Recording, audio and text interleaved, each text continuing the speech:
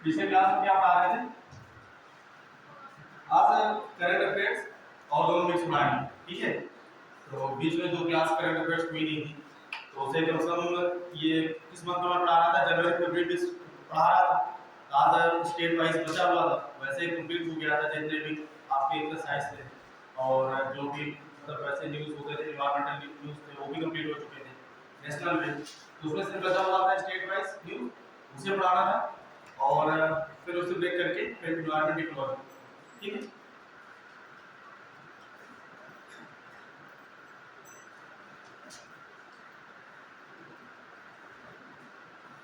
पिछले क्लास में चर्चा कर रहे थे क्या, वाइल्ड लाइफ प्रोटेक्शन एक्ट 1972।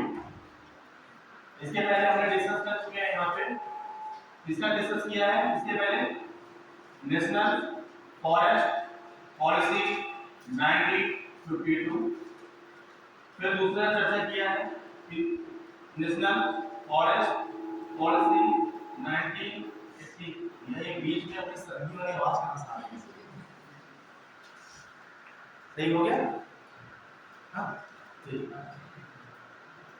देखो सबसे पहले हमने चर्चा किया था कि राष्ट्रीय वन नीति 1952 की, फिर उसके बाद हमने चर्चा किया राष्ट्रीय वन नीति 1980 की, फिर हमने चर्चा किया था फॉरेस्ट कंजर्वेशन एक्ट 19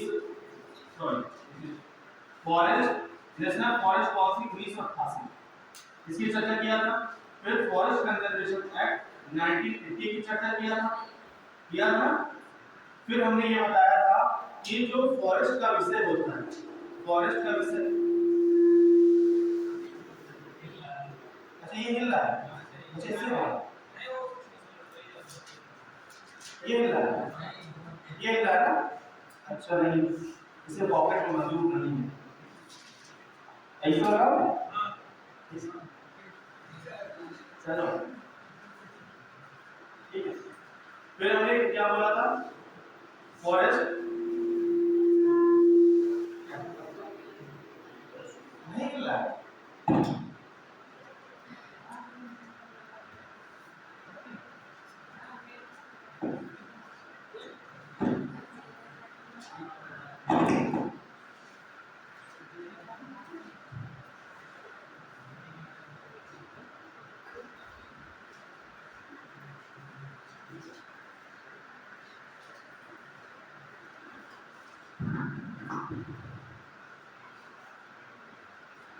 फिर हमने चर्चा किया था फॉरेस्ट जो सब्जेक्ट है ये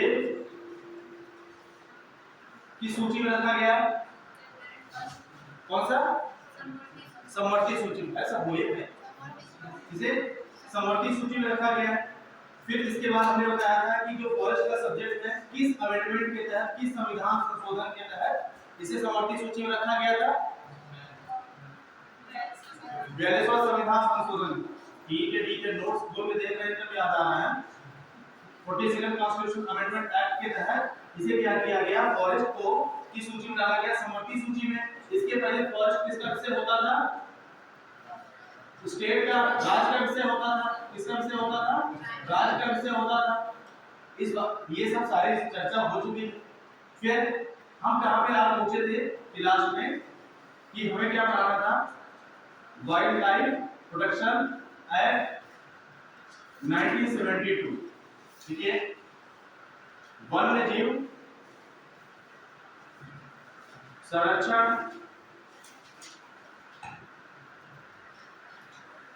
अधिनियम 1972, वन्य जीव संरक्षण अधिनियम 1972।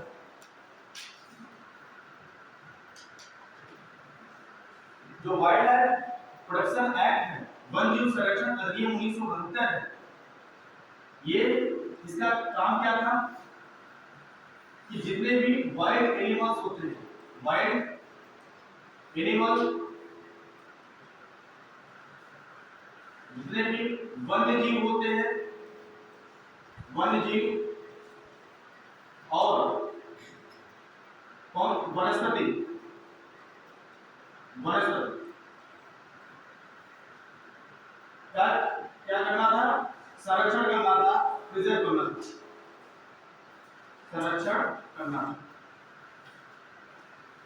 और एक पॉइंट यहाँ पे एक चीज और लिख सकते हैं, इसका एक बार अमेंडमेंट होता है वाइल्ड लाइफ प्रोटेक्शन एक्ट 1991। ये क्या है? अमेंडमेंट है, संशोधन। Amendment wild life protection act 1972 में लाया गया कि उसमें क्या हो रहा था कि पूरे विश्व में ये बात पता चल रही थी कि ज्यादा से ज्यादा हम क्या किया जाए कि पर्यावरण का संरक्षण किया जाए। क्योंकि 1972 में ही क्या हुआ था, आपको मैंने बताया था, स्टॉकहोम किसकी कैपिटल है? स्वीडन की। इसके कैपिटल में क्या हुआ था? पर्यावरण सम्मेलन हुआ था। क्या हुआ था? ये पूरा जितने भी सम्मेलन है एक लाइन से पढ़ाएंगे, उसे आधार तक पहुंचे ना, आधार तक पहुंचे तो उसके आगे कंप्लीट करा देंगे। ये पर्यावरण सम्मेलन हुआ था। इस पर्यावरण सम्मेलन में निकल के आया था कि ज्यादा से ज्यादा हम क्या करें कि अपने पर्यावरण संरक्षण कार्य करने के लिए कोई योजना तैयार करें, और ये योजना पूरे विश्व और पूरे ग्लोबल स्तर पे होनी चाहिए। क्योंकि उसमें क्या हुआ था कि जब से इंडस्ट्रियलाइजेशन हो गया था, जब से इंडस्ट्रियलाइजेशन हुआ था, क्या होता है?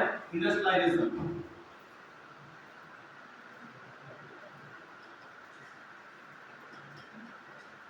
औद्योगिकीकरण,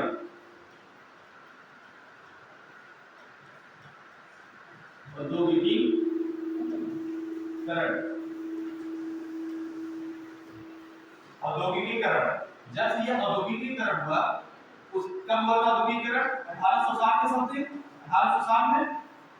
इस औद्योगिकीकरण होने का मतलब क्या हुआ कि किसी भी प्लेस या स्थान पर या किसी भी देश में, किसी भी राज्य या क्षेत्र या किसी भी देश के अंतर्गत अपने आर्थिक अर्थव्यवस्था को बढ़ावा देने के लिए और चीजों की पूर्ति करने के लिए क्या किया गया कि हम औद्योगिक तरफ चले गए, उद्योग की तरफ चलते चले गए, कि जिसकी वजह से ज्यादा क्या किया जाए, किसी भी चीज, किसी भी प्रोडक्ट का, किसी भी उत्पाद का, किसी भी प्रोडक्ट का, किसी भी उत्पाद का क्या हो, ज्यादा से ज्यादा उसका क्या किया जाए?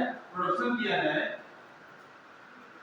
और प्रोडक्शन क्या है? प्रोडक्शन मतलब उत्पादन, किसी भी उत्पाद का उत्पादन करके हम क्या करें? अपने आर्थिक अर्थव्यवस्था को, इकोनॉमिक ग्रोथ कर सके, आर्थिक वृद्धि कर सके। इसीलिए किया जाता है कि ज्यादा से ज्यादा हम किसी भी उत्पाद का हम ज्यादा से ज्यादा क्या करें? उत्पादन करके हम अपने देश की आर्थिक वृद्धि में योगदान दे सके। इस योगदान में क्या हो सकता है? इंडस्ट्रियलाइजेशन का और एक होता है कि उस देश, किसी भी देश के या क्षेत्र में रहने वाले जो लोग होते हैं, पीपल होते हैं, उनके लिए हम क्या मुहैया कर सके? रोजगार।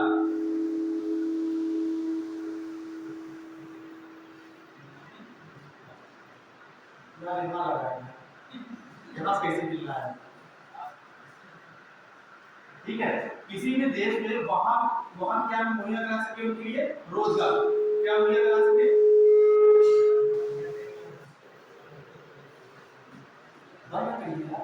अच्छा, मैं हाथ ले लूं, इसे हाथ पकड़े हो,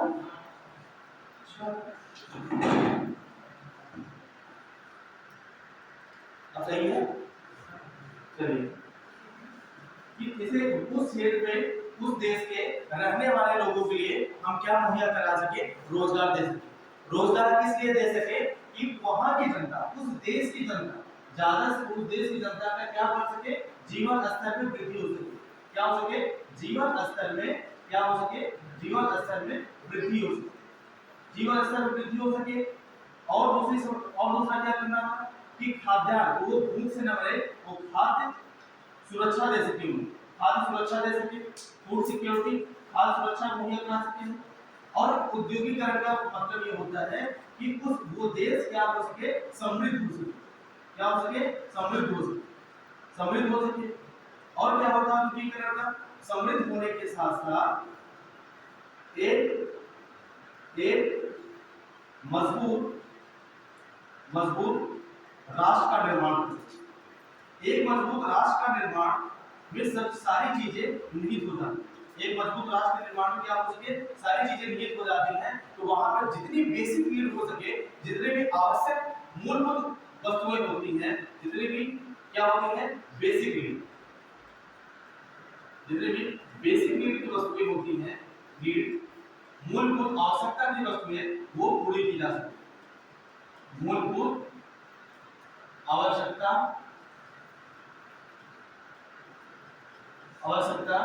की जो वस्तुएं होती हैं, जो बेसिक नीड्स गुड्स होते हैं, वस्तुएं होती हैं, उनकी पूर्ति की जाती है, पूर्ति की जा सकती। इसी वजह से इंडस्ट्रियलाइजेशन स्टार्ट होता है, औद्योगिकरण होता है, कि मतलब कि अगर मान लो कोई भी ऐसा डिसीज आ गया, कोई भी ऐसा प्रॉब्लम आ गया, जब तक ये लिख लिया तो नहीं आप ऐसा, जब तक कोई भी, जैसे मान लो कि आपके क्षेत्र में, जैसे मान लो अभी हाल ही में क्या आ गया, कोविड आया था ना, और कोविड चल रहा है, कोविड-19। अगर कोविड-19, अगर आपका देश औद्योगिकीकरण के मामले में, साइंस टेक के मामले में, इसमें टेक्नोलॉजी के मामले में, तकनीकी के मामले में अगर स्ट्रॉन्ग नहीं होता, और किस क्षेत्र में तकनीकी चाहिए होती, किस क्षेत्र में R&D मतलब रिसर्च एंड डेवलपमेंट, मतलब अनुसंधान और विकास, अनुसंधान और विकास,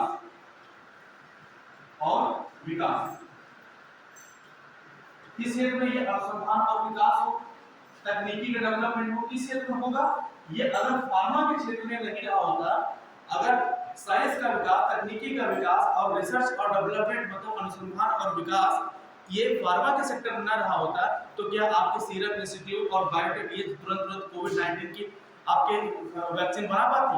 नहीं बना पाती। ये इसी वजह से होता है कि जब कोई भी किसी भी क्षेत्र में अगर कोई भी ऐसी डिसीज, ऐसी बीमारी आ जाए, तो ऐसे क्षेत्रों के लिए क्या होना चाहिए, इसे क्या बोला जाता है, कोई एक इस सेक्टर का कोई उद्योग होना चाहिए।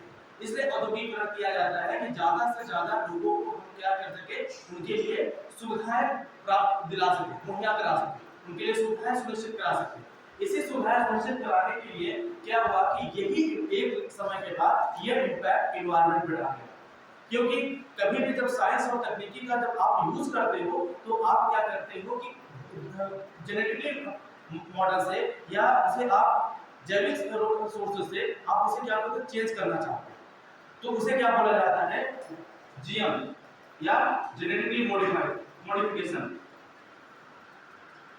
जब किसी भी जेनेटिकली मॉडिफिकेशन करते हो ना, मॉडिफिकेशन, जैसे मान लो कि जेनेटिक मॉडिफिकेशन करते हो, अगर किसी भी क्षेत्र में अगर आप जेनेटिक उसे चेंज करते हो, तो जेनेटिक चेंज करने के लिए आप क्या करते हो, उसके हार्मोन्स भी चेंज करते हो, जीन भी चेंज होती है, और इसी में अगर चेंज करने के दौरान कोई भी ऐसी चीज का अगर वहां पर उत्थान हो जाता है, अगर वो चीज पनप जाती है, ओरिजिनेट हो जाती है, तो ऐसी चीज क्या होती है कि आपके एनवायरनमेंट के लिए क्या होती है, खतरा साबित होता है।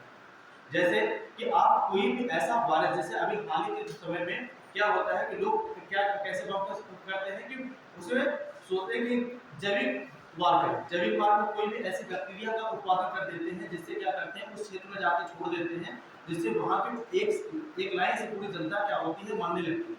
लेकिन क्या ये तुम्हें पता है कि या किसी देश को पता है कि आज ये एनवायरनमेंट इम्पैक्ट हो रहा है, कल का हमारा एनवायरनमेंट भी सेम एनवायरनमेंट तो नहीं चल रहा है, पृथ्वी को भी रह रहा है, तो वहां नहीं फैलेगा, वो फैलेगा, और वो क्या ले चुका होगा, एक नया रूप ले चुका होगा, एक वो म्यूटेट हो चुका होगा, और फिर उसके लिए अगर आपके पास संसाधन नहीं अवेलेबल है उसे रोकने के लिए, तो क्या करेगा, तबाही करेगा, पूरी तरह से डिस्ट्रॉय कर देगा। तो इसी वजह से हमें उद्योग की जरूरत पड़ती है, लेकिन एक समय उद्योग आ जाने पर ये उद्योग की वजह से, जैसे आपको क्या चाहिए, आपको चाहिए होता था क्या, सीमेंट, आपको चाहिए होता था उर्वरक, जैसे कृषि क्षेत्र में क्या चाहिए होता था, फर्टिलाइजर, और क्या चाहिए होता था, आपको चाहिए होता है सीमेंट, आपको चाहिए होता है क्या, मोटर बाइक, ऑटोमोबाइल इंडस्ट्री, क्योंकि आपको चलने के लिए अच्छे से आपको साधन चाहिए। दूसरा, इलेक्ट्रॉनिक एक्सेसरीज जो इंडस्ट्री होती है, इलेक्ट्रॉनिक एक्सेसरीज वाली, जैसे आपका क्या हो गया, फ्रिज हो गया, आपका क्या हो गया, एसी हो गया, तो ये एक समय के लिए तो चलो ये सब आपने सुविधाएं मुहैया करा देते हैं, लेकिन प्रॉब्लम क्या आ रहा है कि इनसे जो निकलने वाली जो गैसें हैं वो किसे हानिकारक पहुंचा रही है, आप पहुंचा रही है, वो एनवायरनमेंट को, पर्यावरण को प्रदूषित कर रही है। किसे प्रदूषित कर रही है? पर्यावरण। जैसे कि अगर यहाँ से क्या होता है, अगर आप ज्यादा से ज्यादा फ्रिज और एसी यूज करते हो, इससे कैसी गैस निकलती है? ग्रीन हाउस गैस निकलती है। ग्रीन हाउस गैसें जब निकलेंगी तो जब कौन सी? ग्रीन हाउस गैस, हरित ग्रीन गैस।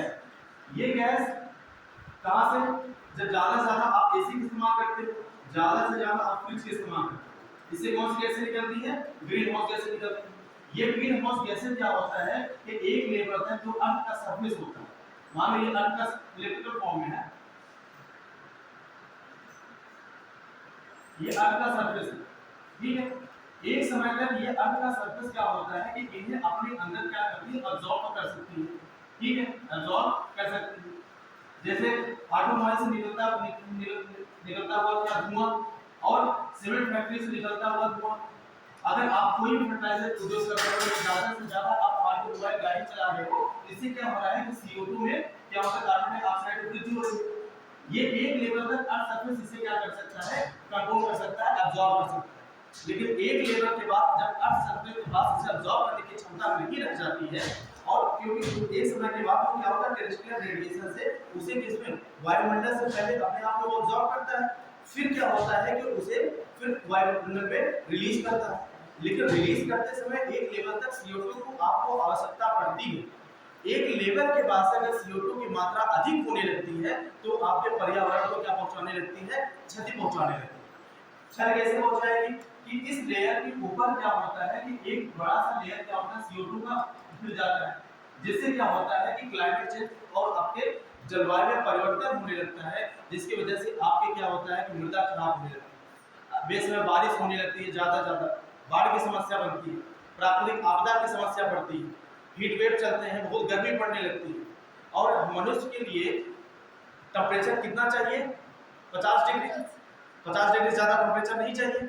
अगर आज आप देख रहे हैं आजकल टेम्परेचर कितना पहुंच रहा है? 45 47 तक पहुंच रहा है।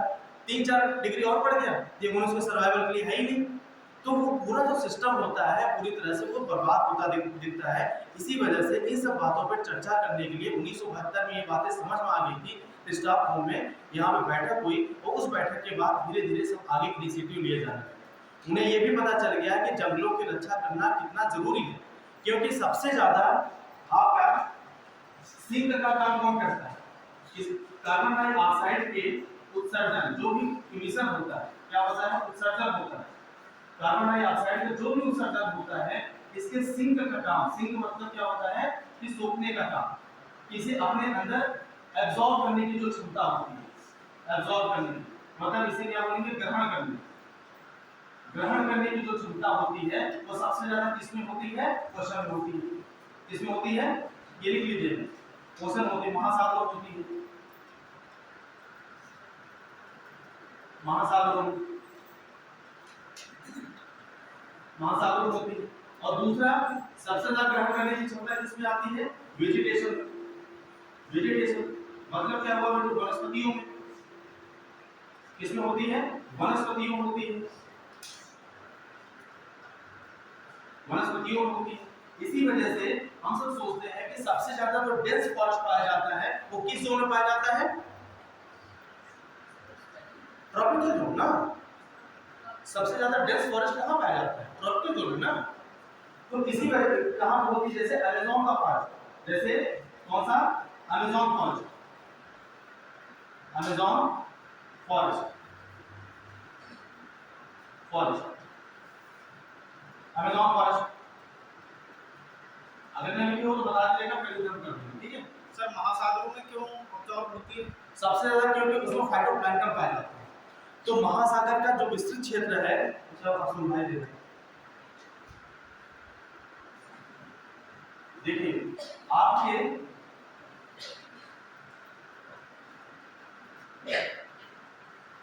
देखो मैं बहुत अच्छा ना होने उस पर ध्यान दीजिएगा, इस वजह से चीजें भी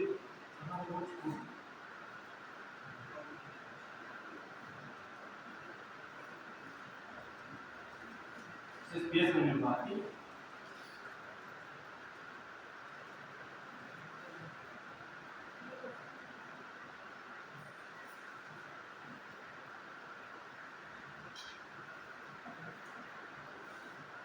ये आपका कौन सा है? ये अफ्रीका है, ये अफ्रीका है। ये कौन सा ओशन है? ये कौन सा ओशन है? क्या बताएं क्या? अटलांटिक। देखो मैं बहुत क्लियर करने बोर्ड को क्लियर होता है, उसको थोड़ा सा प्रैक्टिस करनी पड़ेगी। और ये क्या है? South America. ये क्या है आपका पूरा? North America. और ये 49 डिग्री आपका लाइन के है। ये हो जाता है आपका कनाडा, ये हो जाता है आपका यूएसए। और ये और साउथ क्या, और ये भी वाला जो क्षेत्र आपका है ये किसका है? अमेज़न फॉरेस्ट का है। ठीक है, आप देखोगे कि अपने पूरे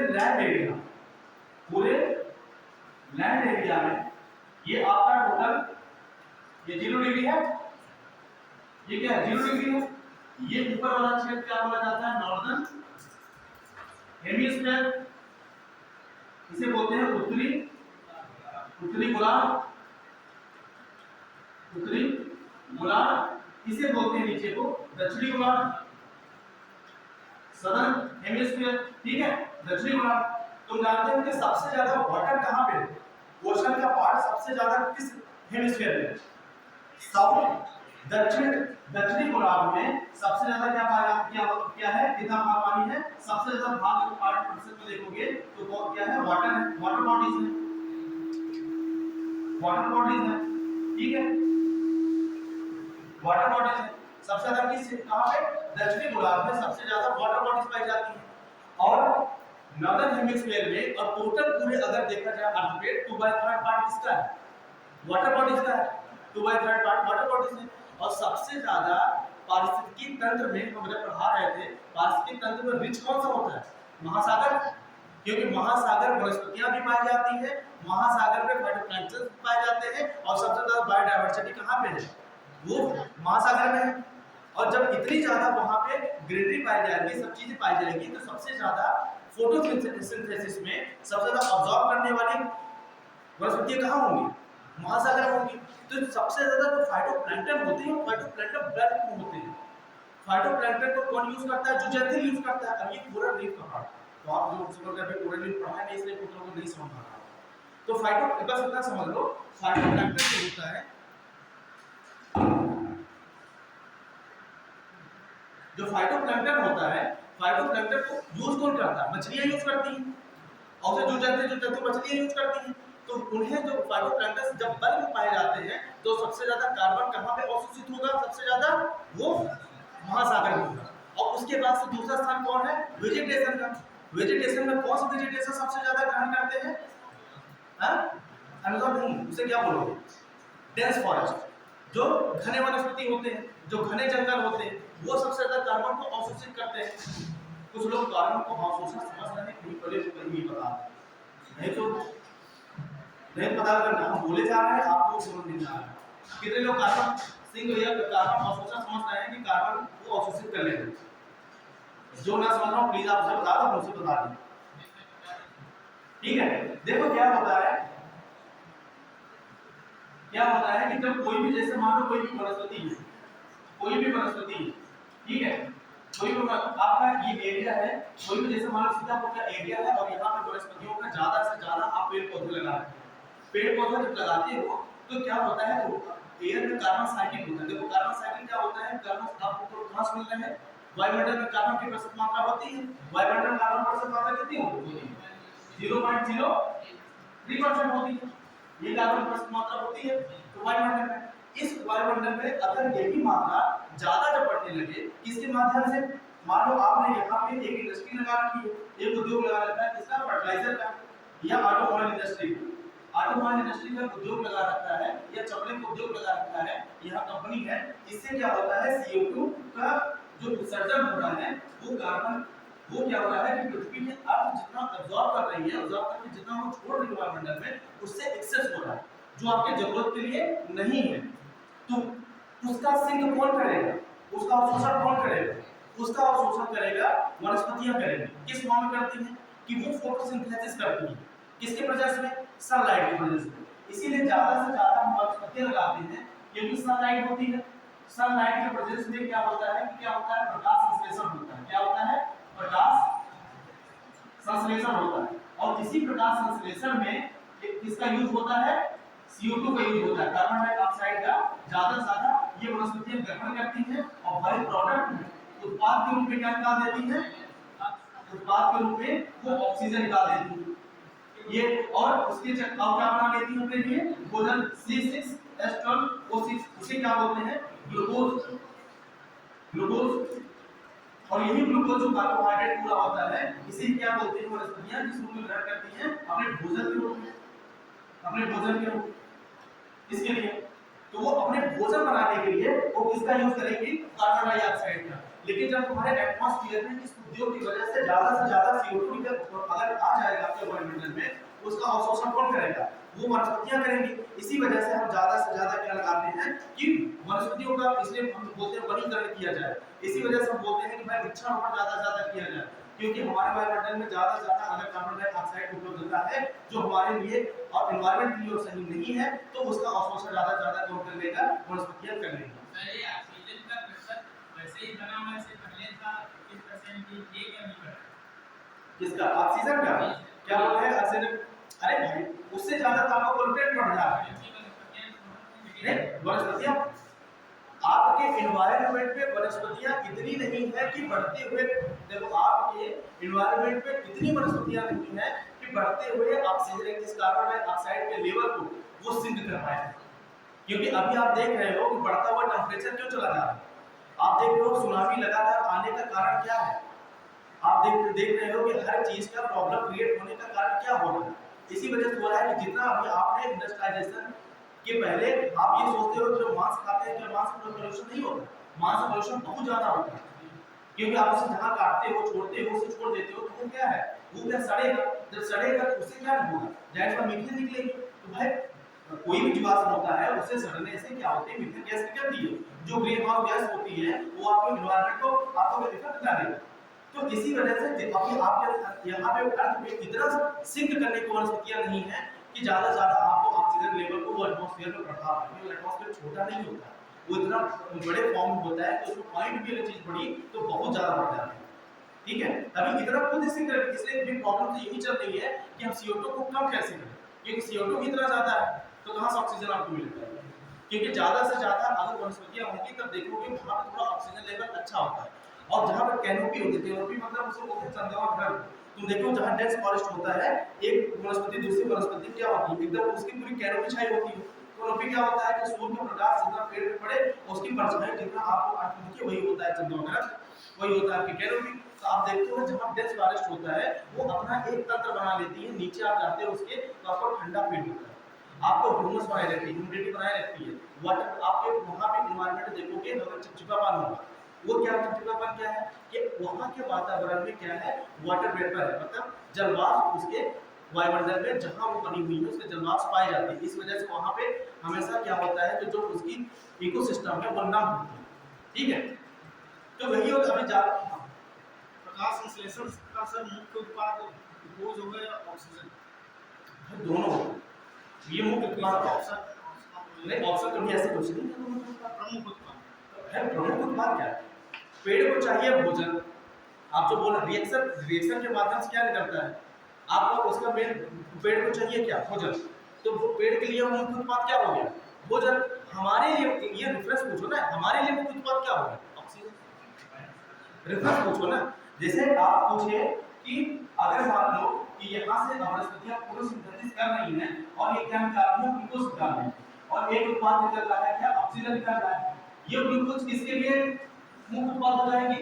ये पौधे के लिए हो जाएगी, वनस्पतियों के लिए हो जाएगी, क्योंकि ये ग्लूकोज आप अगले चरण में खाओगे जब लेवल टॉपिक लेवल होता है ना, ये टॉपिक लेवल फर्स्ट होता है जहां पे कोई भी प्रोड्यूसर होता है वो उत्पाद को बनाते हैं, और एक लेवल में जो शाकाहारी जंतु होते हैं, शाकाहारी जंतु ये खाते हैं तब आपको चीजें मिलेगी। लेकिन हमारे लिए मेन उत्पाद क्या हो जाएगा? फिर वहां से आपके ऑक्सीजन होता है, और क्योंकि इस वजह से ऑक्सीजन हो जाएगा क्योंकि यहाँ पे जो भोजन को संचय करेंगे, जो भी भोजन का संचय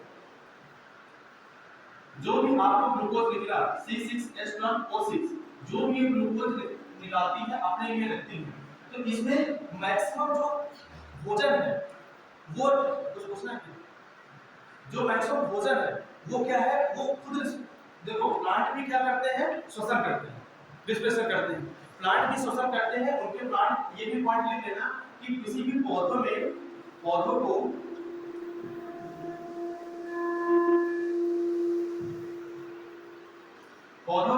श्वसन के लिए किसकी जरूरत होती है, ऑक्सीजन की जरूरत होती है। ध्यान देना, ऑक्सीजन की जरूरत होगी। कोई भी पौधे श्वसन करना है उसे ऑक्सीजन चाहिए और वो फिर क्या निकालती है, CO2 निकालती है, CO2 कार्बन डाइऑक्साइड निकालती है, लेकिन उसे क्या चाहिए, श्वसन के लिए ऑक्सीजन चाहिए। जब कोई भी प्लांट रेस्पिरेशन करता है, अगर वो श्वसन करता है, श्वसन के दौरान फोटोसिंथेसिस के द्वारा बनाया गया भोजन का वो कुछ पार्ट में इस श्वसन में क्या करता है, खर्च कर देता है। क्या कर देता है, खर्च कर देता है और अपने लिए इस खर्च करने के बाद बचा हुआ शेष भाग को वो क्या करता है, पौधे संचित कर लेते हैं और संचित कर लेते हैं। क्या करते हैं, संचित कर लेते हैं और इसी संचित चीज को, संचित पदार्थ को उसके ऊपर लेवल के, इसे संचित पदार्थ के उसके ऊपर के लेवल के जो भी कंज्यूमर होते हैं, जिसे प्राथमिक उपभोक्ता बोलते हैं, वो क्या करते हैं, कंज्यूम करते हैं, वही खाते हैं। और इसी संचित पदार्थ को क्या बोला जाता है, एनपीपी। एनपीपी क्या होता है, net primary producer. Net primary product होते हैं कि जो भी वो ग्लूकोज बनाते हैं, जो भी ग्लूकोज बनाते हैं, उस ग्लूकोज का कुछ पार्ट क्या करते हैं, वो श्वसन में खर्च कर देते हैं और श्वसन खर्च करने के बाद, क्योंकि आप जब रेस्पिरेशन करते हो तो उससे क्या होता है, जो आपको ग्लूकोज होता है, ग्लूकोज होता है जो आप खाना खाते हो, तो क्या होता है, कुछ पार्ट इसमें चला जाता है, वो आपके श्वसन में मैक्सिमम चीजें निकल जाती है। श्वसन करने में क्या होता है, ऊर्जा निकलती है, ऊर्जा मिलती है, उनका रेस्पिरेशन होता है, सेलुलर रेस्पिरेशन होता है, वो तो बायो टॉपिक होता है, उसको समझ आ रहा है। तो वैसे जब आपके जो प्लांट होते हैं, प्लांट क्या होता है, जब रेस्पिरेशन करते हैं तो उन्हें क्या होता है, ऊर्जा क्या होती है, नष्ट होती है। जब ऊर्जा जब निकलती है, नष्ट कभी ऊर्जा होती नहीं, सॉरी, इसलिए ऊर्जा नष्ट कभी नहीं होती, डिस्ट्रॉय होती है, वो एक फॉर्म से दूसरे फॉर्म में चेंज होती है।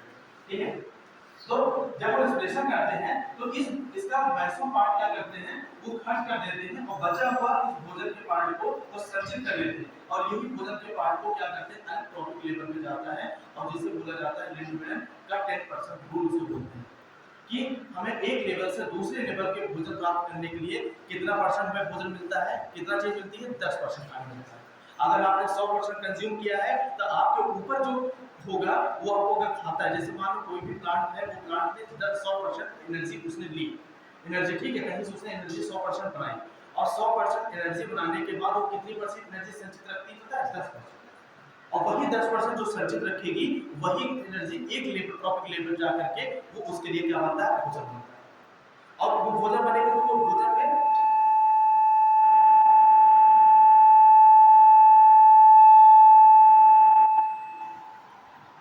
वो क्या बनता है, भोजन बनता है और वही भोजन एक लेवल में जाकर के फिर दूसरा प्राणी लेता है, उसके लिए तो 100% हो गया, फिर उसके ऊपर क्या चला जाएगा, फिर 10% उसका बचा, इसके ऊपर फिर 10%, ये ट्रॉपिक लेवल का होता है। जैसे अभी आप इसलिए हम समझाई करेंगे, जैसे ये क्या होता है, ये पहला, ये क्या होता है, उत्पादक होते हैं, ये क्या होते हैं, उत्पादक होते हैं। उत्पादक मतलब क्या होते हैं, प्रोड्यूसर, प्रोड्यूसर होते हैं, इन्हें बोला जाता है प्रोड्यूसर को, ये स्वपोषी, क्या होते हैं, स्वपोषी, इन्हें बोलते हैं ऑटोट्रॉप्स, ऑटोट्रॉप्स, स्वपोषी। स्वयं से खाने बनाने वाले जो प्लांट होते हैं उन्हें क्या बोला जाता है, स्वपोषी बोला जाता है। वो क्या होते हैं, ऑटोट्रॉप्स होते हैं, जैसे घास हो गई, जैसे वनस्पतियां हो गई, ये क्या होते हैं, ये स्वपोषी। लेकिन इसके ऊपर को क्या बोला जाता है, जो शाकाहारी होते हैं, शाकाहारी, इन्हें क्या बोला जाता है, प्राइमरी कंज्यूमर। क्या बोलते हैं, प्राइमरी कंज्यूमर, कंज्यूमर, प्राथमिक उपभोक्ता। क्या बोलते हैं, प्राथमिक उपभोक्ता। प्राथमिक उपभोक्ता बोलते हैं। और इसके ऊपर के जो ये और पहले वाले में क्या बोला जाता है, ट्रॉपिक लेवल 1, ट्रॉपिक लेवल 1। दूसरे वाले को बोला जाता है ट्रॉपिक लेवल 2। ये तीसरा वाले क्या बोला जाता है, ट्रॉपिक लेवल 3। और इसे तीसरे वाले को बोलते हैं क्या, मांसाहारी, मांसाहारी, मांस कार्निवोरस,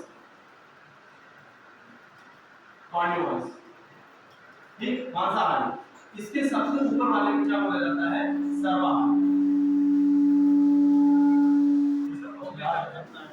इसका इलाज नहीं है कि कोविड-19 ज्यादा खतरनाक है।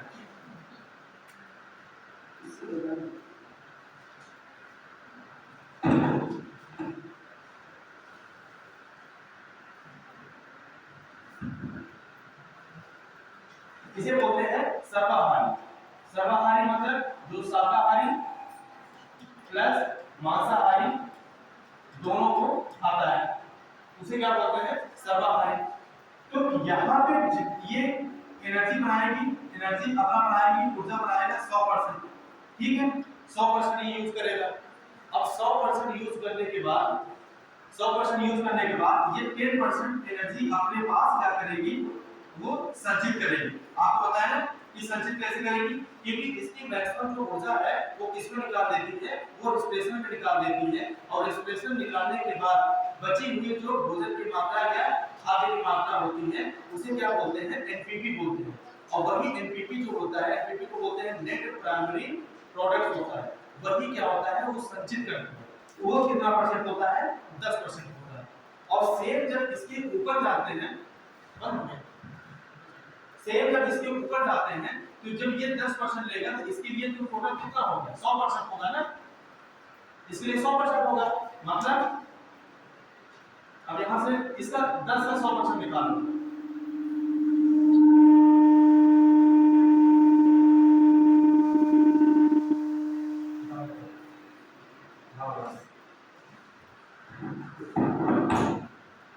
डिस्टर्ब हो रहा है। इसके पहले हो रहा था, नहीं हो रहा था ना, हमारे इसकी कोई करंट चल रही है क्या, या कोई वेव चल रही है?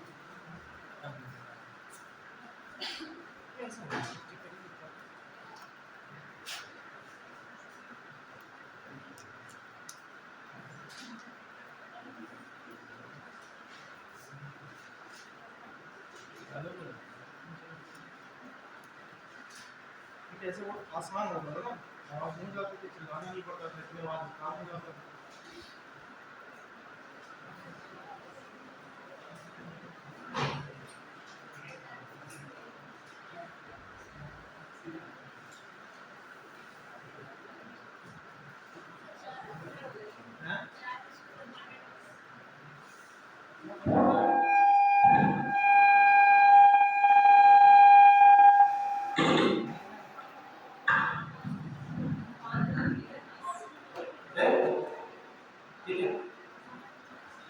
देखिए अब यहाँ पे क्या होता है, ये सर्वाहारी होता है, ये दोनों को करेगा तो जो भी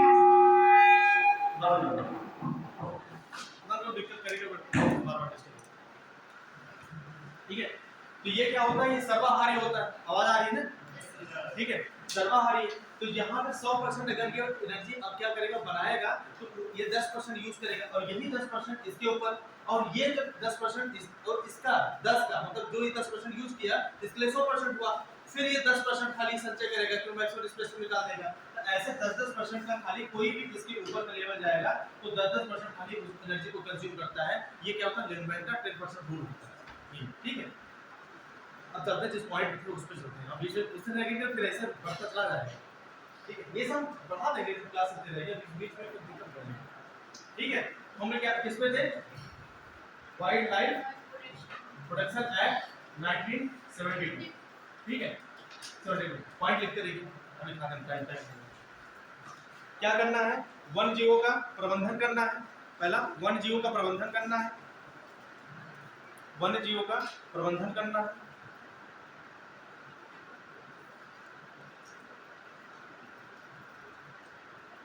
और क्या करना है, अवैध शिकार को रोकना है।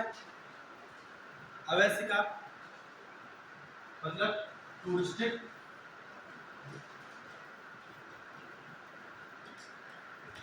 पोचिंग, जो भी शिकार किया जाता है, पोचिंग किया जाता है, उसे रोकना है। अवैध व्यापार को रोकना है, अवैध शिकार को रोकना है। क्या होता है ना कि बहुत से, जैसे मान लो कि आपके खाल होते हैं, बहुत से आपके जैसे जो गैंडा होता है ना, राइनोसोरस, जानते हैं ना, एक सींग वाला गैंडा, कहाँ पाया जाता है? असम में। कौन से 2 नेशनल पार्क बताओ जिस उसके लिए फेमस है? और मानस, 2 नेशनल पार्क उसके लिए फेमस है।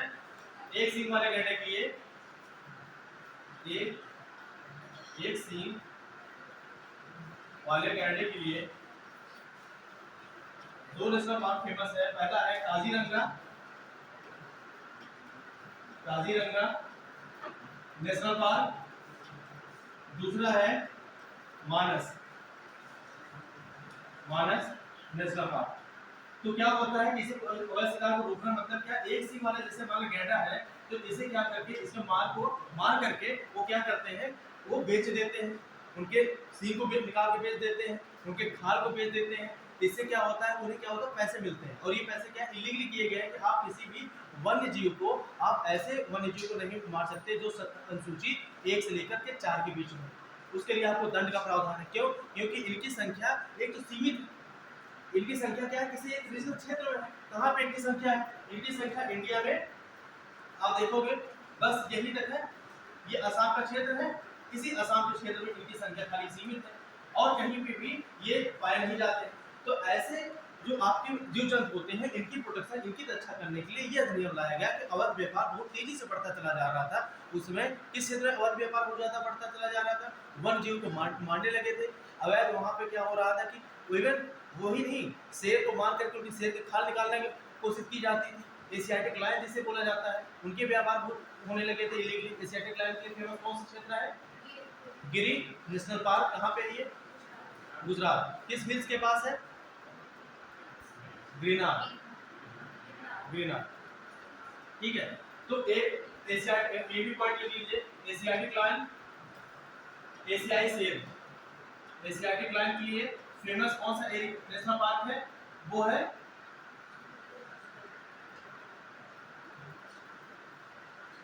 गिर नेशनल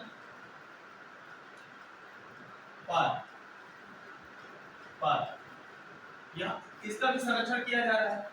तो इन सब के संरक्षण करने के लिए, क्योंकि ये एक सीमित क्षेत्रों में पाए जाते हैं और बहुत कम मात्रा में मिलते हैं, इसलिए इनका संरक्षण करना अति आवश्यक है हमारे पर्यावरण के लिए। इसी वजह से ये नियम लाया गया कि इनका शिकार न किया जाए, इनका अवैध व्यापार न किया जाए। ठीक है, आगे चलिए। जैसे अब इसमें क्या चलाया जा रहा है, गिद्ध संरक्षण योजना चलाई जा रही है, क्योंकि आपको देखा होगा गिद्ध बहुत तेजी से खत्म हो गए। तो जो सब मांस होती है, जैसे मान लो कोई पशु मर जाता है तो उसकी क्या होता है, वो सड़ता है, तो उससे क्या होता है, बदबू आती है, इसमें लाते हैं, जो पूरे इन्वायरमेंट को इफेक्ट करती है, क्योंकि उससे ऐसे ज़्यादा वायरस और बैक्टीरिया पनपते हैं जो इन्वायरमेंट को इफेक्ट डालते हैं। इसलिए उनका संरक्षण किया जाए, जिससे कम से कम इनकी सफाई हो सके प्राकृतिक रूप से। ठीक है, आगे लिखिए। दूसरा क्या है?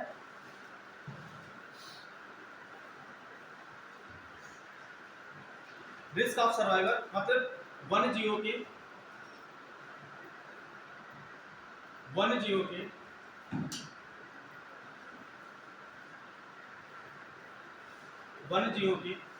निर्वाह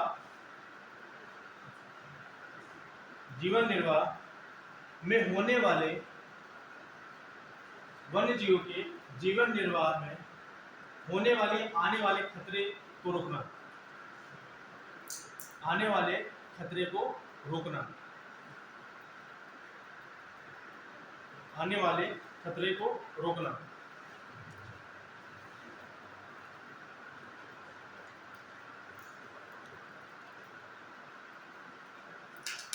अब लिखिए शेड्यूल 1 to 4, अनुसूची 1 से 4। शेड्यूल 1 to 4, अनुसूची 1 से 4। अनुसूची 1 से 4 फिर लिखिए। अनुसूची 1 से 4 में इसे रखा गया है अनुसूची 1 से 4 में ऐसे वन्यजीवों को रखा गया है, ऐसे वन्यजीवों को रखा गया है जिनके जीवन निर्वाह में खतरा है या उनके सर्वाइवल में, उत्तरजीविता में खतरा है, रिस्क है। जिनके जीवन निर्वाह में खतरा है या उनके उत्तरजीविता में खतरा है, सर्वाइवल में, मतलब सर्वाइव करने के लिए किसी भी खतरा है, उनका ज्यादा से ज्यादा अवैध व्यापार। 1 से 4 उन्हीं हमें से जीवों को डाला गया है कि जिनके ऊपर क्या किया जा सके, कड़े से कड़े नियम लगाए जा सके, उनका एकदम से अवैध व्यापार करना एकदम से पूरी तरह से क्या है, इलीगल है, पूरी तरह से आप उनका व्यापार कर ही नहीं सकते। जैसे एक सिंगल सिंह वाले गैंडे का, हाथी के सूंड का, शेर का, या आपके जो टाइगर होते हैं, बाघ दिखते रहिए, इसमें कैसे वन्यजीव आते हैं आपके, एक सिंह वाले गैंडे जिसे राइनोसोरस बोलते हैं, एक सिंह वाला गैंडा राइनोसोरस। दूसरा बाघ का क्या होता है, बाघ की सब मान के तो खाल बेचने लगते हैं ना, तो ऐसे चीज का व्यापार एकदम प्रतिबंधित। बाघ का, हाथी का,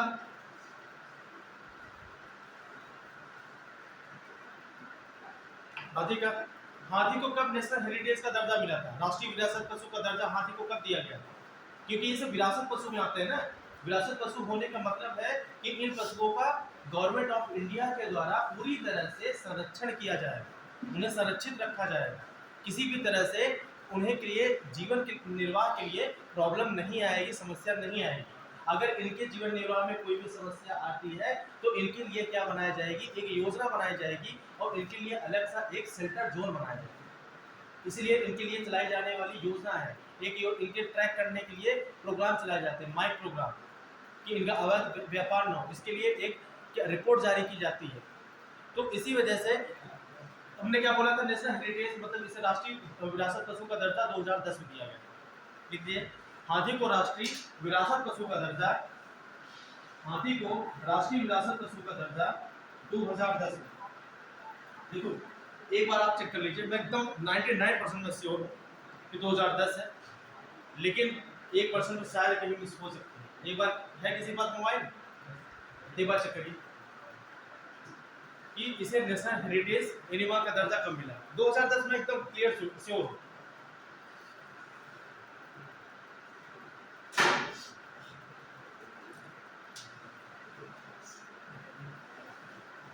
एक बार चेक कर लीजिए क्योंकि डेटा गलत ना हो।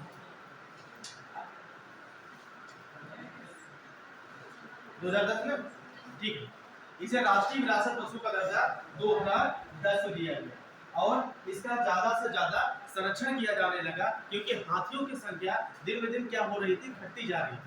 और जब हाथियों की संख्या घटती जा रही थी, ये किसके लिए, इन्वायरमेंट के लिए और उस देश के लिए ये प्रॉब्लम पैदा हो रही थी कि इसे हाथियों की संख्या में क्या क्या वृद्धि की जाए। इसलिए हाथी को चलाने के लिए प्रोजेक्ट एलिफेंट की शुरुआत की गई। अभी जैसे भी हम प्रोजेक्ट टाइगर, प्रोजेक्ट एलिफेंट पूरा अलग से पढ़ाएंगे, लेकिन इसमें बता दे रहे, ये जानते रहिए, प्रोजेक्ट एलिफेंट की शुरुआत की गई। वो प्रोजेक्ट एलिफेंट का शुरुआत किया गया 1992 में। हाथियों के संरक्षण के लिए एक प्रोजेक्ट की शुरुआत किया गया, हाथियों के संरक्षण के लिए, एलिफेंट संरक्षण के लिए प्रोजेक्ट की शुरुआत की गई जिसे बोला गया प्रोजेक्ट एलिफेंट। कब किया गया, 1992। इसे ये क्या है, ये वाइल्ड लाइफ वाले पॉइंट नहीं है। अब जहाँ हाथी लिखा है उसके आगे तुम ये 2 पॉइंट उसके एक्स्ट्रा ऐड कर सकते हो कि 2010 में हाथी को राष्ट्रीय विरासत पशु का दर्जा मिला और दूसरा प्रोजेक्ट हाथियों को सुरक्षा करने के लिए, बचाव के लिए प्रोजेक्ट एलिफेंट की शुरुआत 1992 में थी। ये एक्स्ट्रा पॉइंट है उसके, ठीक है।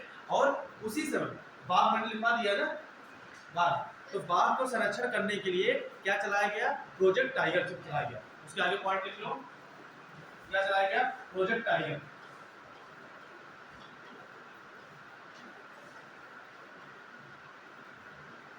प्रोजेक्ट टाइगर कब चलाया गया, 1972 में, 1972 में। क्योंकि वही उसके बाद जब वाइल्ड लाइफ प्रोटेक्शन एक्ट आता है तो बाघों के संरक्षण की बात की जाती है। उस बाघों को संरक्षण करने के बाद से इंडिया क्या हुआ, जागरूक होती है कि नहीं अब क्या है कि बाघों की संख्या में लगातार कमी आती जा रही है, इसके लिए कोई भी एक योजना होनी चाहिए। गवर्नमेंट ऑफ इंडिया ने इसलिए 1972 में प्रोजेक्ट टाइगर की शुरुआत की। ठीक है, अब आगे और किसका संरक्षण करना था और कैसे, जैसे कोई भी वनस्पति हो, कोई भी खास वनस्पतियां हो जिसका क्या किया जाए, संरक्षण किया जाए, उनका अवैध व्यापार कटाई नहीं की जाए, वन उन्मूलन न किया जाए।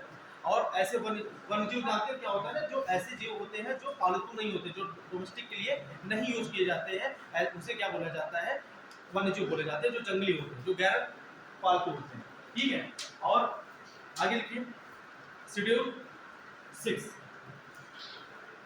शेड्यूल 6 अनुसूची 6, अनुसूची 6, अनुसूची 6।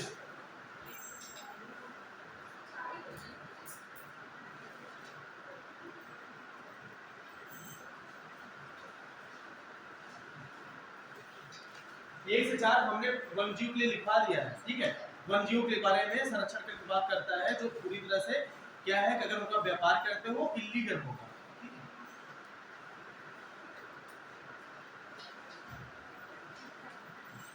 अब देखिए अनुसूची 6 में क्या है, विशिष्ट स्पेसिफाइड प्लांट स्पीसीज है, विशिष्ट पादप प्रजाति, विशिष्ट पादप प्रजाति। अनुसूची 6 में शेड्यूल 6 में क्या क्या किसका वर्णन किया गया है, विशिष्ट पादप प्रजाति।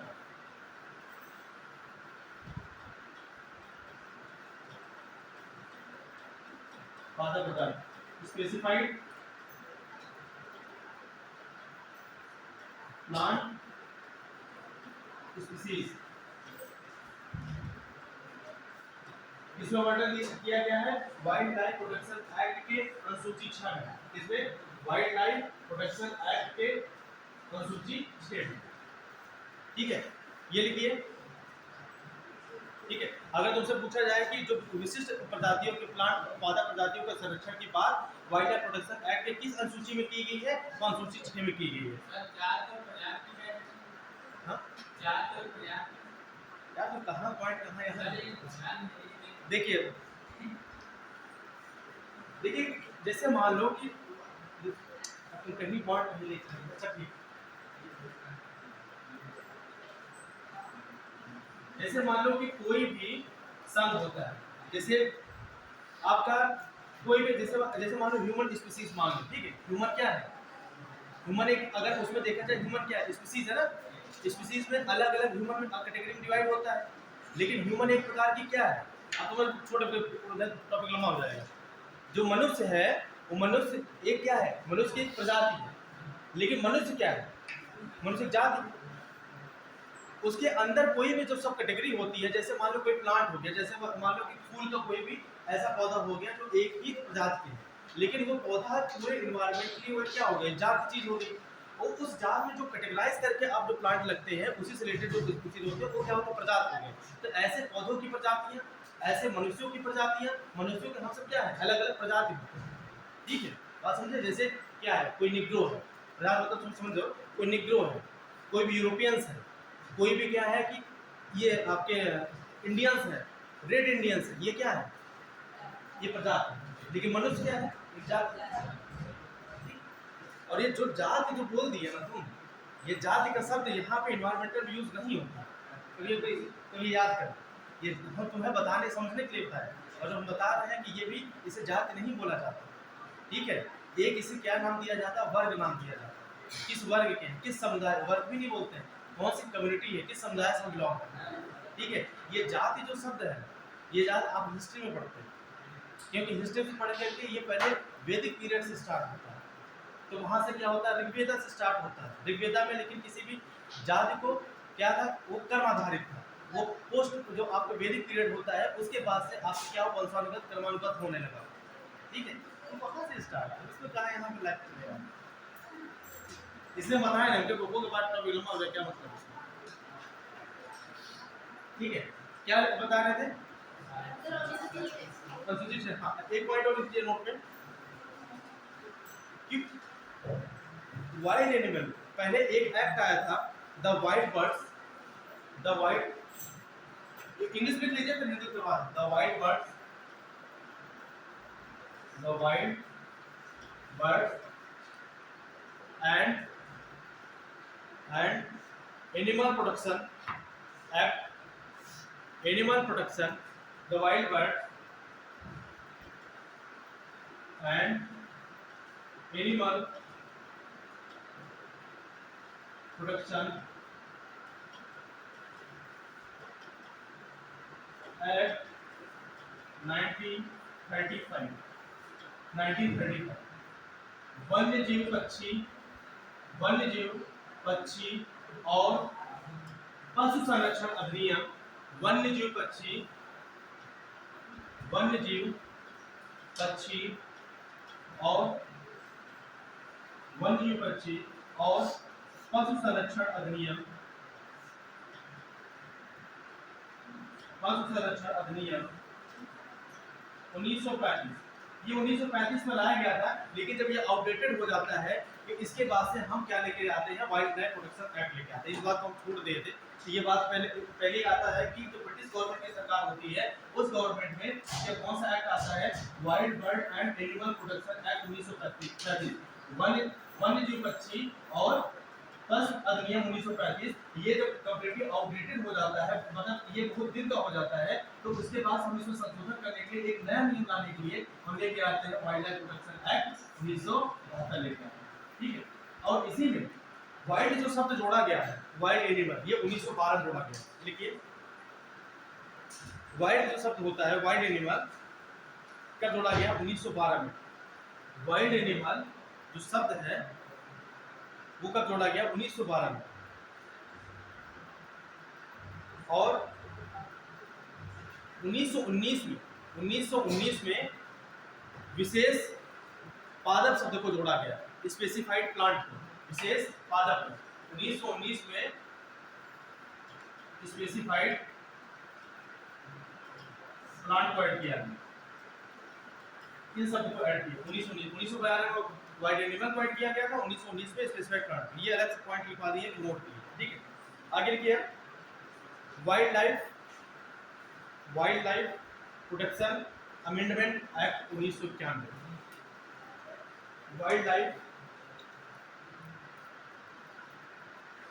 वाइल्ड लाइफ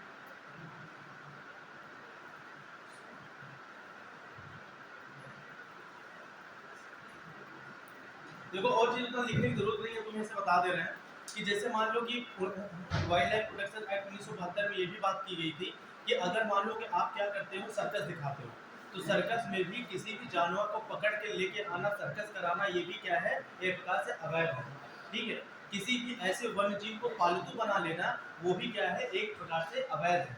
किसी भी ऐसे प्लांट का अपने घर में उत्पादित करना, अपने सिर्फ किसके लिए, सिर्फ कॉमर्स के लिए, ट्रेड के लिए, वो क्या है, ऐसे प्लांट जो शेड्यूल 6 के तहत संरक्षित किए गए, ऐसे प्लांट को अपने घर में लगा करके उसे व्यापार करना भी एक प्रकार का क्या है, वो अवैध है। और सर्कस में भी किसी भी वन्य जीव जो 1 से लेकर 4 के बीच में संरक्षित किए गए हैं, उन्हें सर्कस में ला करके उनसे काम करवाना, सर्कस करवाना, उन्हें प्रताड़ित करना, ये भी क्या है, वाइल्ड लाइफ प्रोटेक्शन एक्ट 1972 के दायरे में आ जाएगा। अब आगे हम चलते हैं wild life protection act amendment act 1991, वन्य जीव संरक्षण संशोधन अधिनियम, वन्य जीव संरक्षण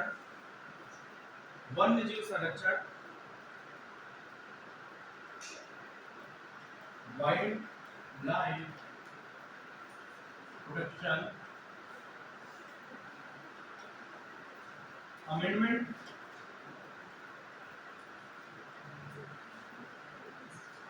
एक्ट 1991, वन्य जीव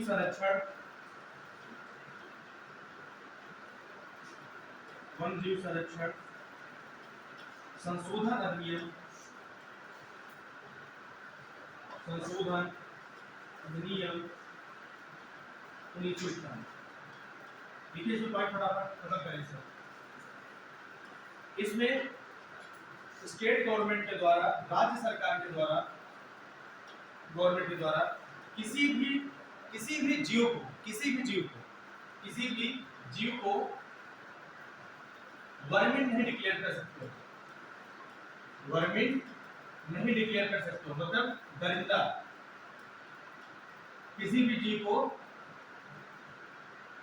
दरिंदा घोषित नहीं कर सकते।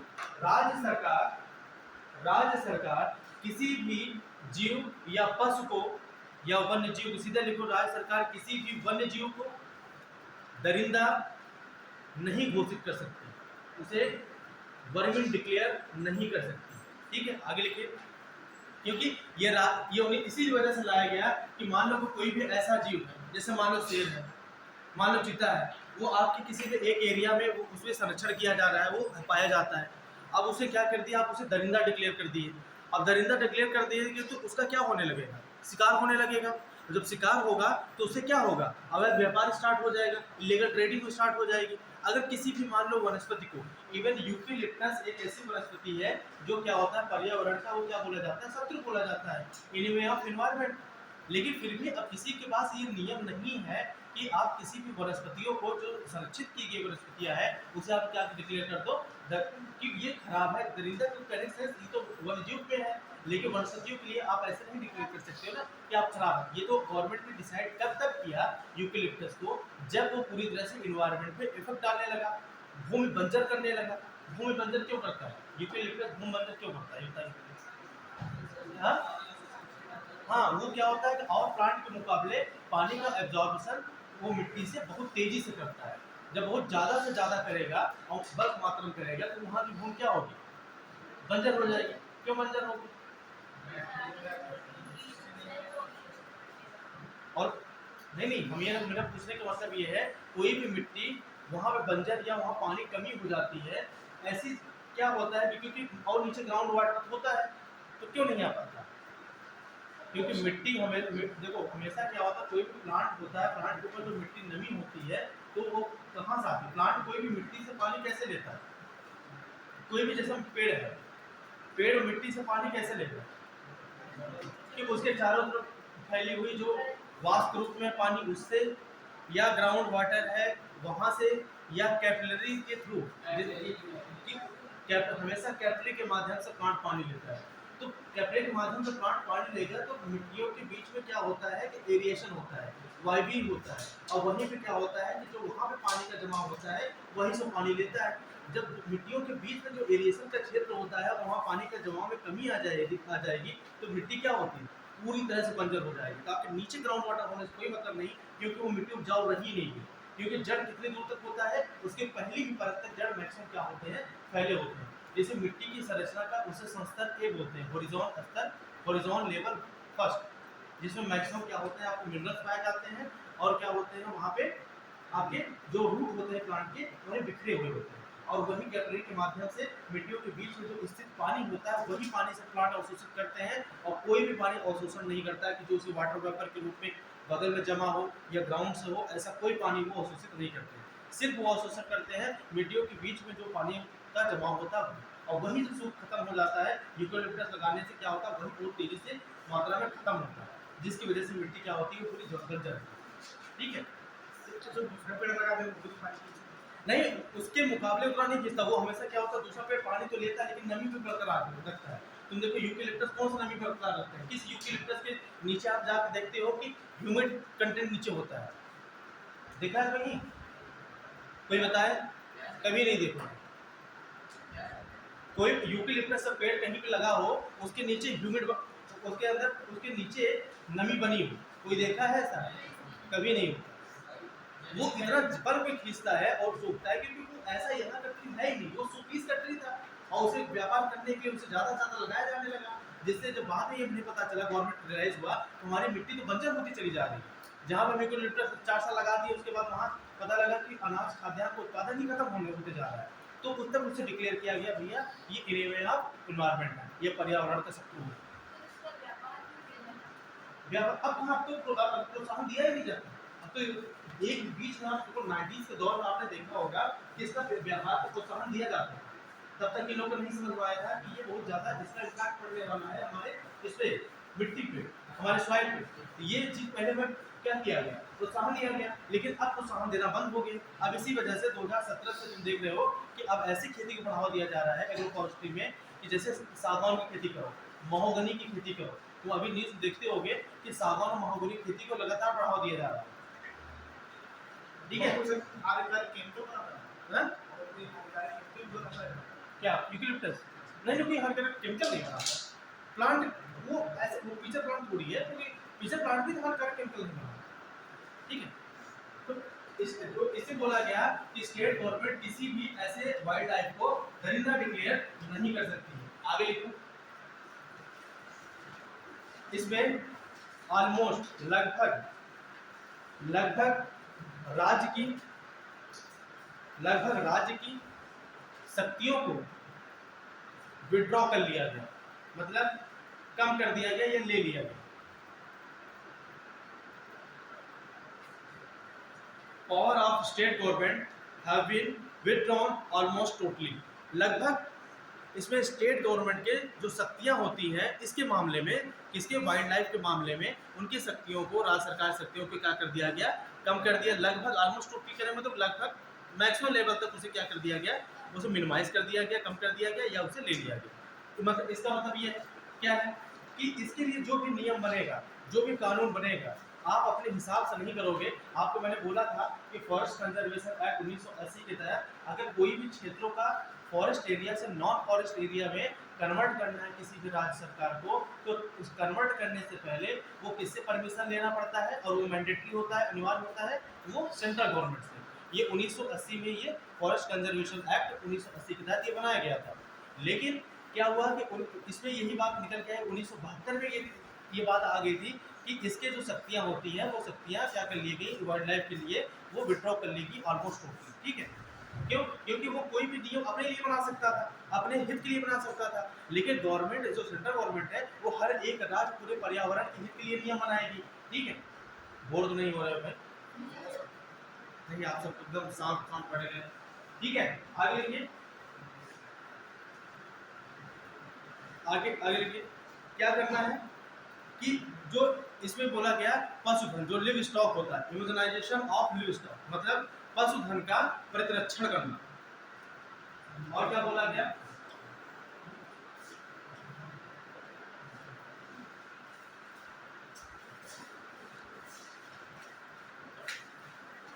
ह्यूमनाइजेशन ऑफ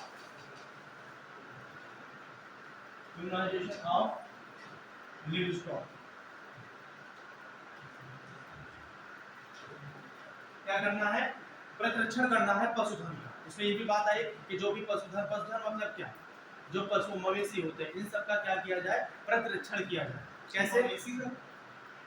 अरे जो पशुधन होते हैं, पशुधन में जैसे गाय हो गई, आपके बकरियां हो गई, जिनसे आपको चीजों को मिलता है, ठीक है। जो भैंस हम गाय भैंस को किसको कहते हैं, मवेशी को बोलते हैं भाई, मवेशी को बोलते हैं उन्हें। हाँ? सोचे कि कुछ इतने आश्चर्य बोले, हम सोचे कि उसमें आपत्ति है, इसलिए क्या मुझे समझाना चाहिए। तो ऐसी चीजों का देखो, पशुधन का संरक्षण करने से क्या होता है, कुछ दो चीजें होती हैं। आपको क्या होता है, खाद्य भी मिलता है, दूसरा आपको एनर्जी भी मिलती है, उसके बदले में उन्हें भी एनर्जी प्राप्त होती है। उनका जितना ज़्यादा संरक्षण किया जा सके, भाई उन्हें मांस फीड करके उन्हें ऐसे रोग पता लगा रोग है, रोगी है, उसे ऐसे छोड़ दे रहा है, ऐसे नहीं। क्योंकि अगर बाहर भी जो पशुधन टहलते रहते हैं उनके लिए गवर्नमेंट नियम बनाती है, नगर निगम नियम बनाती है, उनका संरक्षण करती है। तो ये बात निकल के आई, ठीक है, क्योंकि उन्हें मार तो दोगे नहीं, ठीक है। जैसे कितने एरिया में किसी भी नेशनल पार्क या अभ्यारण्य के क्या करना है, इम्यूनाइजेशन करना है, लिविंगस्टोन पशुधन का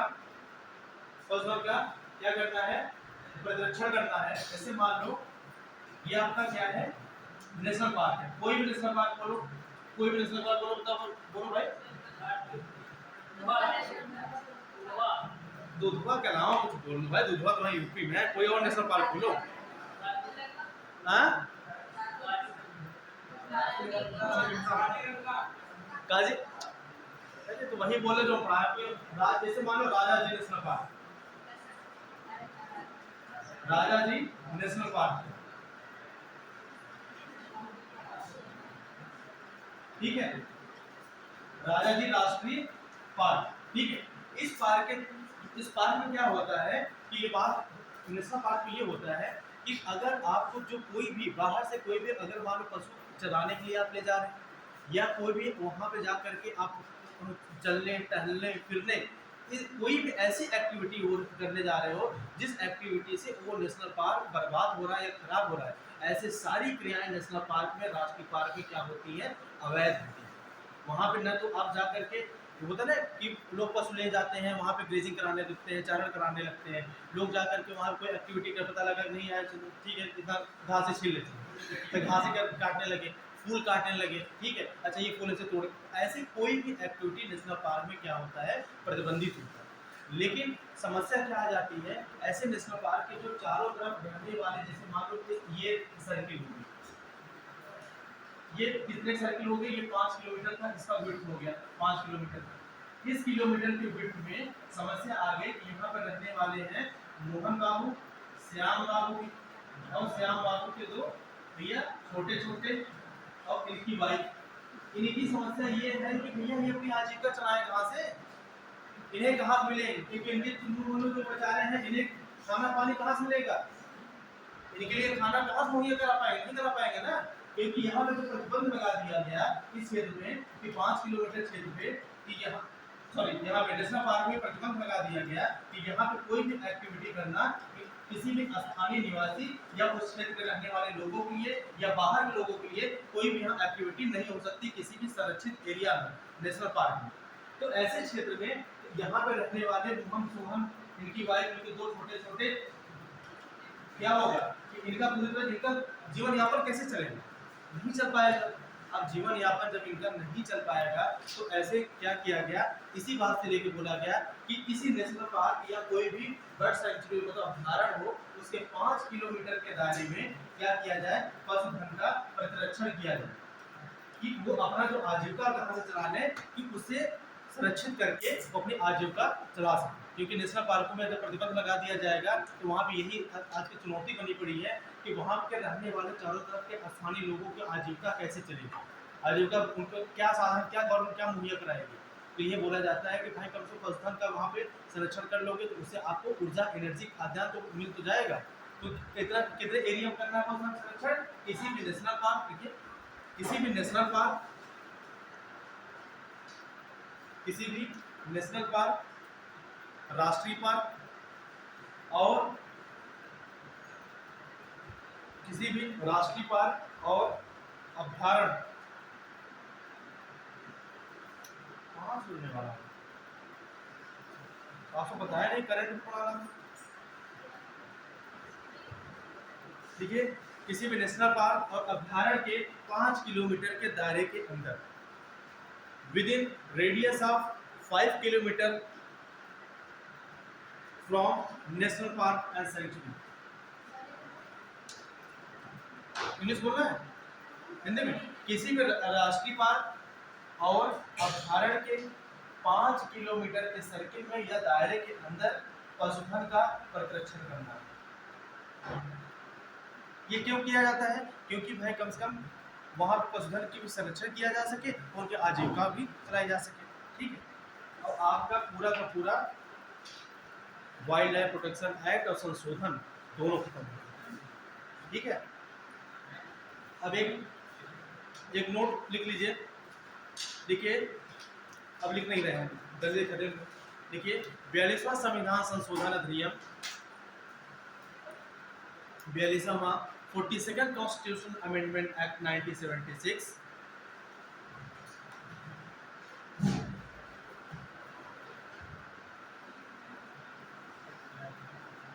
क्या आया 40 से कितना बड़ा क्या हो गया,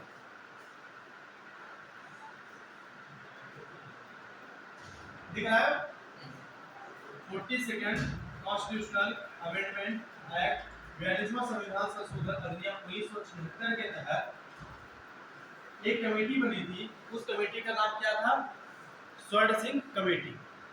क्या थी, स्वर्ण सिंह कमेटी।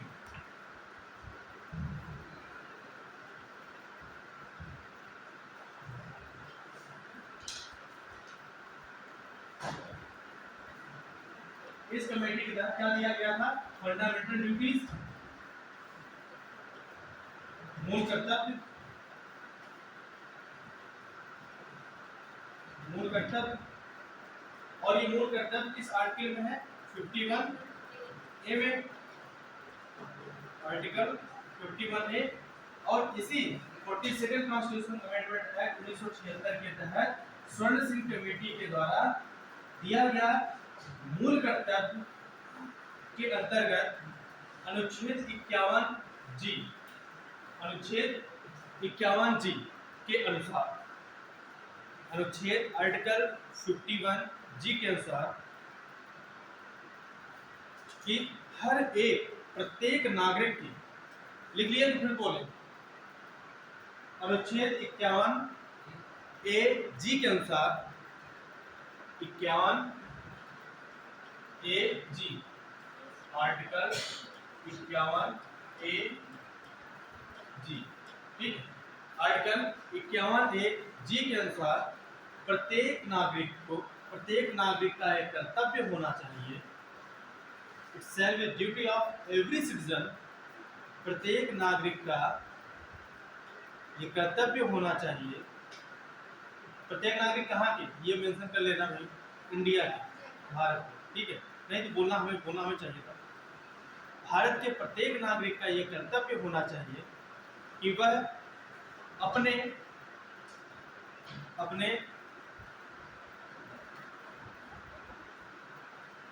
प्राकृतिक पर्यावरण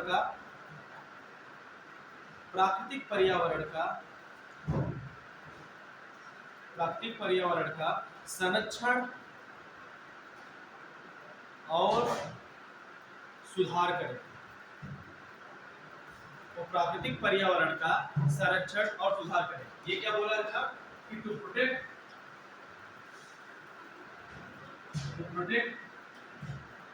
एंड improve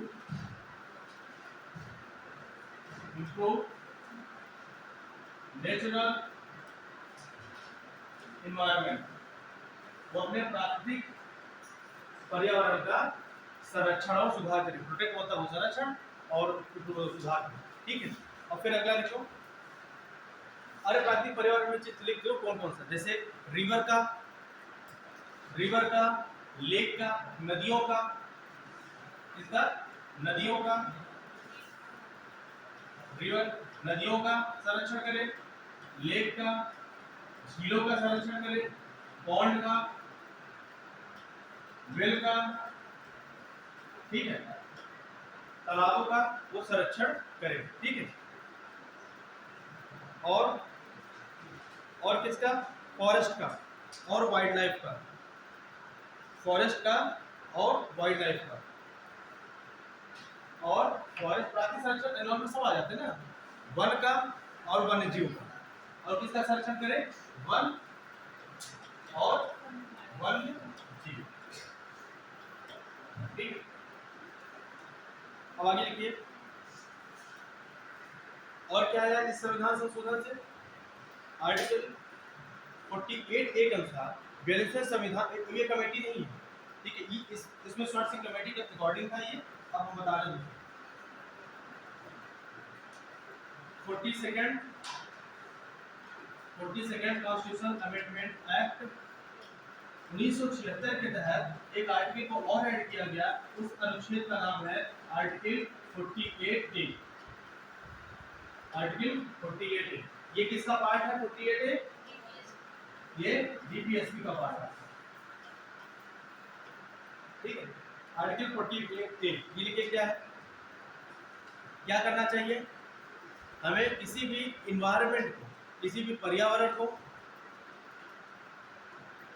ऐसे लिखो, अपने देश के, इसमें आया अपने देश के वन्य जीव, वन और वन्य जीव, चाहे वन्य जीव और वन लिखो, चाहे वन और वन्य जीव की सुरक्षा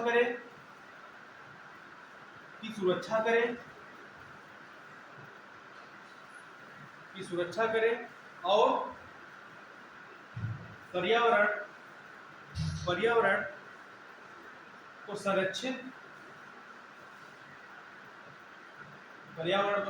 और सुधार करें।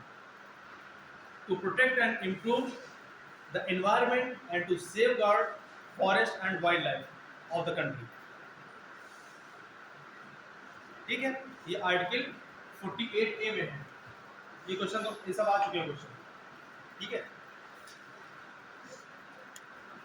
2 मिनट बचा है, क्या करें पढ़ाएं। याद है जितना पढ़ाए माइंड में गया कि बस खाली ऐसे मुंडी हिलती रही। हैं गया? क्वेश्चन पूछ ले, 2 मिनट बचा है।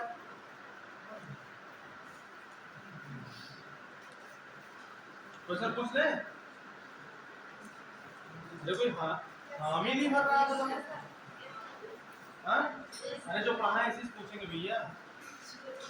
प्रोजेक्ट टाइगर की शुरुआत कब हुई थी? हाँ, प्रोजेक्ट टाइगर की शुरुआत कब हुई थी? प्रोजेक्ट एलिफेंट की 1992 में। फॉरेस्ट कंजर्वेशन एक्ट कब आया था? एक मिनट,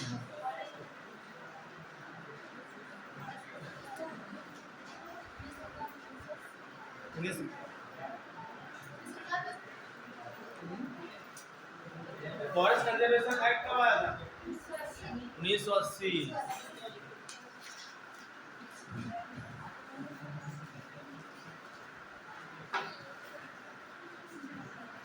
नेशनल फॉरेस्ट पॉलिसी 1952 किस मंत्रालय के द्वारा जारी किया गया? ये नहीं पढ़ाए थे क्या? मंत्रालय नहीं बताए थे? डिस्कस किए होंगे वो, या तो लिखे नहीं होंगे।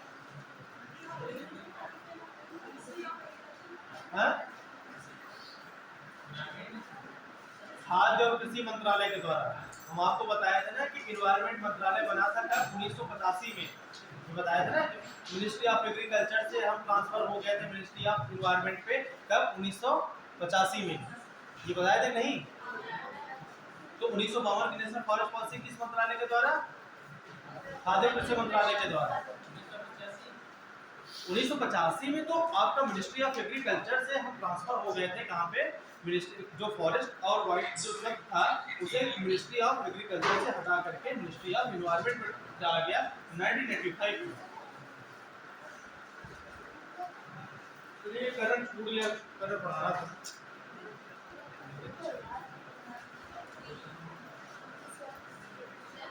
हाँ,